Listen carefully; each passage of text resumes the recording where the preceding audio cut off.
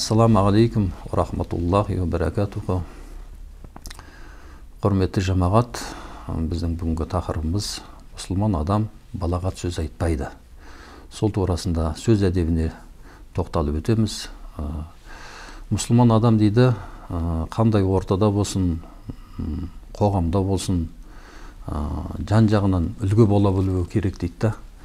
Оның жүріс-тұрысы, сөйлеген сөзі, адамдармен қарым-қатынасы барлығы әдепке сай болу керек.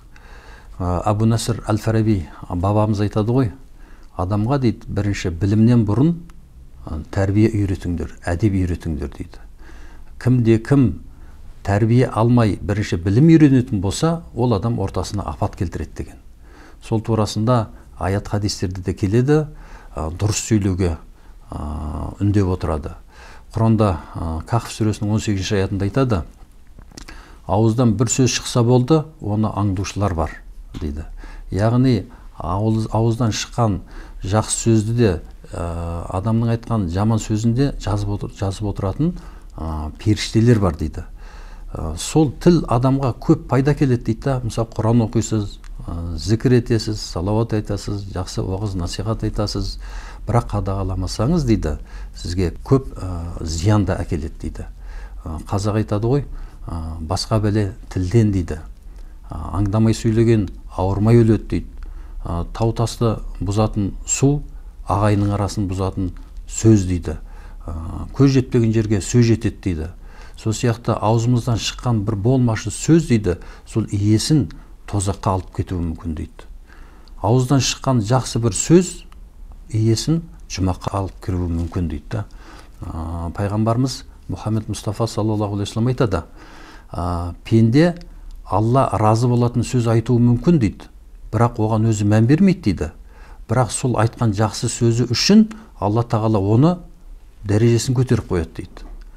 Сол сияқты пенде Алланың ашуын тудыратын сөз айтуы мүмкін дейді, бірақ өзі байқамайды, оған мән бермейді дейді. Бірақ сол сөз үшін ол тозаққа құлайды дейді. Пайғамбарымыз саллаллаху алейхи вассалам айтады, жағымды сөз ол садақа деген екен. Қазақ айтады ғой, жақсы сөз жарым ырыс дейді. Пайғамбарымыз саллаллаху алейхи вассалам айтады, мән самата нәжа дейді. Кім сөйлемей тыныш тұрса дейді, бәледен құтылады деген екен. Қазақ айтады ғой, үндемеген үйдей бәледен құтылады дейді ғой. Сол сияқты кім көп сөйлесе, оның қателігі көп болады дейді. Кім көп қателессе, оның күнәсі көбейеді, кімнің күнәсі көбейсе, ол тозаққа лайық болады дейді. Сол сияқты шыншылдық жақсылыққа апарады, жақсылық жұмаққа апарады дейді. Өтірік жамандыққа апарады, жамандық тозаққа апарады дейді. Енді осы хадистің астына үңілетін болсақ, арасында ақиқат көреміз де, Алла тағала жамандық пен жақсылықты ажыратып беріп тұр, өтірік пен жалғанды ажыратып беріп тұр. Басқа бәле тілде деген сөз бар ғой, соның астарына үңілетін болсақ, соған амал ететін болсақ дейді. Яғни сөйлейін деп тұрған сөзім осы маған бәле болмай ма, маған зиян тимей ме деп ойлап байқап сөйлейтін болсақ, онда саған төніп тұрған қауіптен құтыласың дейді. Баяғыда бір ғұлама айтқан екен, менің тілім дейді, жыртқыш аң секілді депті. Егер қадағаламасам, өзімді жеп қояды деп. Баяғыда бір патша өзінің уәзірін жұмсапты базарға. Маған депті, ең тәтті тағам алып кеш деп. Уәзірі жүгіріп барып, тіл алып кепті. Соңғы ертесі сынау үшін енді маған ащы тағам алып кеш дейді. Уәзір барады, тағы да тіл алып келеді. Сол кезде патша сұрайды, бұның себебі не? Деген кезде уәзір айтады, менің бірінші тілді әкелген себебім дейді, тілден тәтті нәрсе жоқ дейді. Жақсы сөз дейді, адамның жанын шуақтандырады, сәулесімен нұрландырады. Жаратушы иеміздің уағызын уағыздап, адамдарды имандылыққа тәрбиелейді. Сол үшін тілді алып келдім дейді. Ал енді екінші рет барып, ащы тағам сұраған кезде тілді әкелген себебім дейді, тілден ащы нәрсе жоқ дейді. Ащы сөз дейді, адамдардың арасын ашады, өтірік айтқызып күнәға қалдырады, ғайбат айтады. Сол тіл арқылы басына бәле тілеп алып, Алланың қаһарына ұшырайды. Сол тілден балда тамады, зәрде тамады деген екен. Сол енді тілді қарасаңыз, Алланың бізге берген үлкен нығметі. көлемі кішкентай болса да оның зардабы өте үлкен дейді да, егер де қадағаламаса. Мысалға біздің мүшелеріміз ауқымы шектеулі. Мысалға көз тек қана көреді, құлақ тек қана естиді, ал тілдің өрісі кең дейді. Сол үшін пайғамбарымыз Мұхаммед саллаллаху алейхи вассалам айтады, кім Аллаға, ақыретке иман келтірсе, жақсы сөз сөйлесін, немесе үндемесін дейді.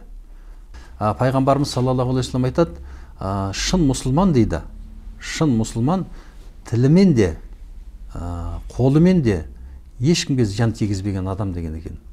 Әли радиаллаху анху айтқан екен, таза жүректен жақсы сөз шығады деп.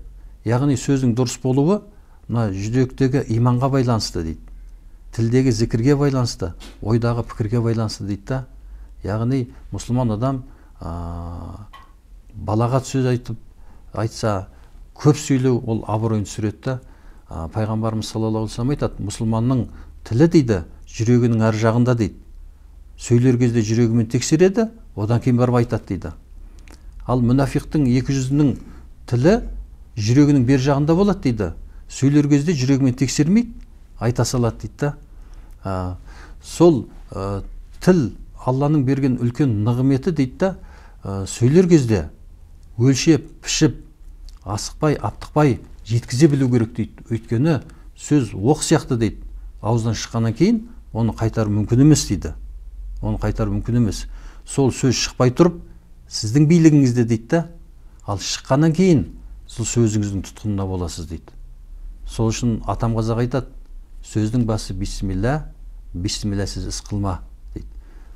Ағайындар, әрбір сөзімізді Алланың атымен бастап жүрейік. Ассаламу алейкум ва рахматуллахи ва баракатуху.